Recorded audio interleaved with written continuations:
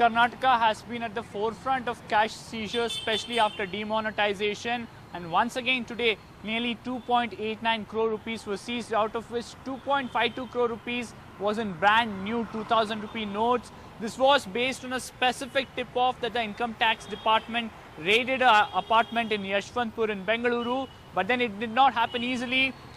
There was one old lady guarding this apartment. Two dogs were on the loose. The lady refused to open the door or tie up the dogs.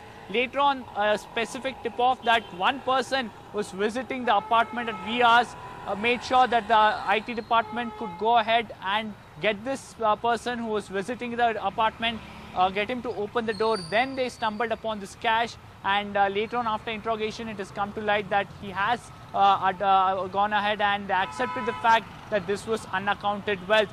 Now, if you look at the stats, more than 20 crore rupees has been seized in new notes ever since demonetization by the IT department.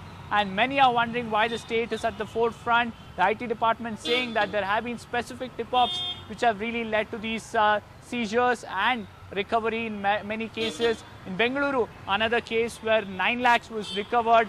This was a scam where people were trying to entice people, saying that we will give you more old demonetized notes if you give us notes in 2000 rupees. Well, now this is all about demonetization and recovery in Bengaluru.